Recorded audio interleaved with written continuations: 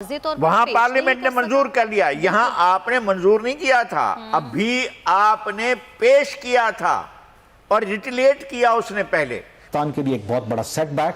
2 रोज पहले European parliament ने पाकिस्तान के हवाले से एक करारदाद मंजूर की है जिसमें पाकिस्तान को जो GSP प्लस स्टेटस, मतलब आम अल्फाज में कहा जाए कि जो पाकिस्तानी जो बरामदात हैं उनको जो ड्यूटी फ्री एक्सेस दी जाती है उस पर नजरसानी करने के लिए कहा।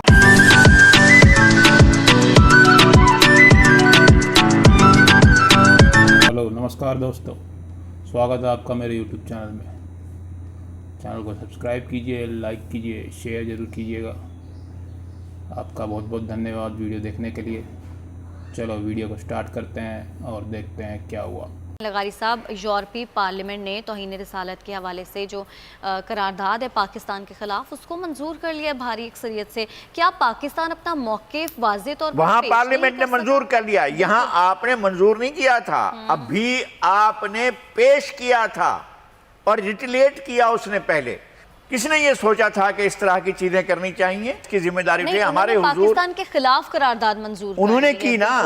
आप तो पेश करने जा रहे थे ना कि फ्रांस के बहस करते हैं, हम फ्रांस के सफीर को निकालें ना निकालें, क्या करें क्या ना करें।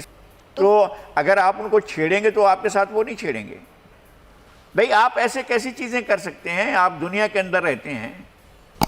लेकिन उन्होंने अक़लियतों के खिलाफ इम्तियाजी सलूक का बहाना बनाया है और उस पाकिस्तान के खिलाफ करारदाद को मंजूर कर लिया। पाकिस्तान का फेलियर नहीं है। पाकिस्तान किस तरह मैं ये कह रहा हूँ कि पाकिस्तान की हुक्मरान अशराफिया ने अपने लिए मसाइल के अंबार लगा दिए हैं। सतह पर पाकिस्तान के लिए एक बहुत बड़ा सेटबैक। 2 रोज पहले यूरोपियन पार्लियामेंट ने पाकिस्तान के हवाले से एक करारदाद मंजूर की है जिसमें पाकिस्तान को जो GSP प्लस स्टेटस, मतलब आम अल्फाज में कहा जाए कि जो पाकिस्तानी जो बरामदात हैं उनको जो ड्यूटी फ्री एक्सेस दी जाती है उस पर नजरसानी करने के लिए कहा गया। उसकी बुनियादी वजह यह है कि यूरोपियन पार्लियामेंट को तहफ़्फ़ुज़ात हैं कुछ जो अक़लियतों के हकूक़ के हवाले से, और वो जो ब्लास्फेमी के कवानीन हैं उनका ख्याल है कि पाकिस्तान में उनका गलत इस्तेमाल किया जाता है। तो पाकिस्तान का दफ्तर खारजा है, पाकिस्तान के जो सिफारती मिशन हैं और इवन ओवरऑल हुकूमत पाकिस्तान जो है वो बिल्कुल सोई रही, बिल्कुल बेखबर रही जब ये करारदाद जो है ये ड्राफ्ट हो रही थी, पाकिस्तान के खिलाफ लॉबिंग हो रही थी।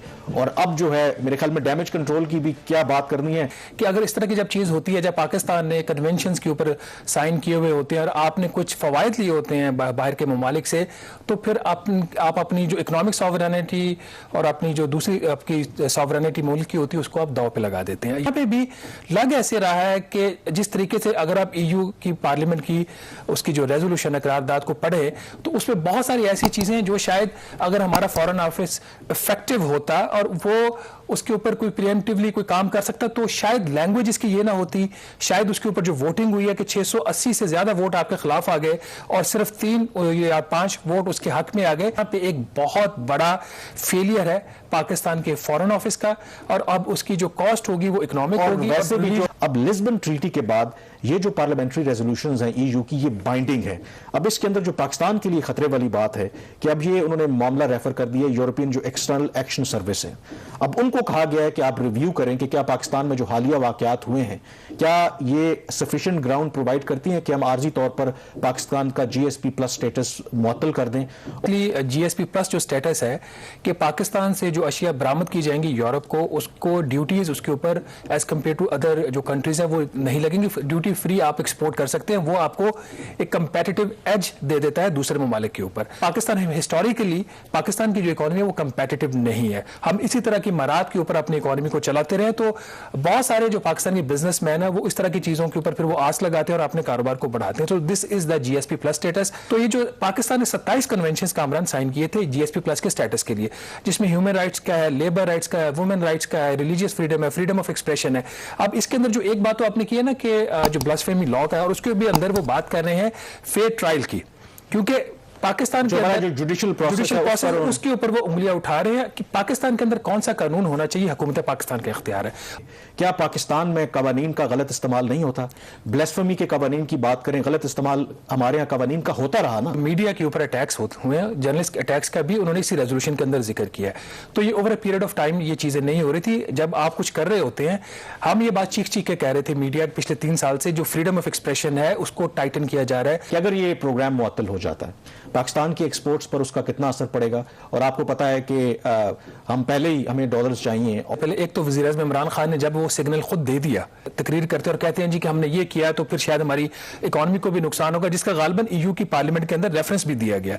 तो एक तो हम खुद दुनिया को रास्ता दिखाते हैं और पकड़ो हमें यहाँ से मारो। तो पाकिस्तान की जो सालाना एक्सपोर्ट्स हैं वो $22 अरब के आसपास हैं काफ़ी अरसा से, उसमें कोई बेहतरी नहीं आ रही। जो EU की हमारी एक्सपोर्ट्स है तकरीबन 1/3 EU को हम एक्सपोर्ट करते हैं। और अगर आपका जो कंपेटिटिव एज चला जाता है, आपको जो एक मिला हुआ है, क्योंकि आप बगैर कोई ड्यूटी अदा किए जब चीज़ वहाँ बेचते हैं तो सस्ती होती है और दूसरे ममालिक से आपको खरीदार बेहतर मिल जाते हैं। तो तकरीबन 1 से $1.5 अरब सालाना पाकिस्तान का नुकसान हो सकता है, जो कि आपकी टोटल एक्सपोर्ट्स का 7-8% होगा। फॉरेन ऑफिस का रोल क्रिटिकली यहाँ पे फेलियर का है। उनके फॉरेन ऑफिस के अंदर भी GSP प्लस का एक सेल बना हुआ है। ये 7-8 माह से वहाँ पे पाकिस्तान का कोई ट्रेड मिनिस्टर ही नहीं है यूरोपीय यूनियन के अंदर। ये हुकूमत पाकिस्तान को फैसला करना है ये कि क्या उसने अपने आप को बेहतर अपने मामलात को चलाना है, इसी तरह की चीजों को लेके लोगों को हवा दे के पाकिस्तान की इकॉनमी को लॉस करना है।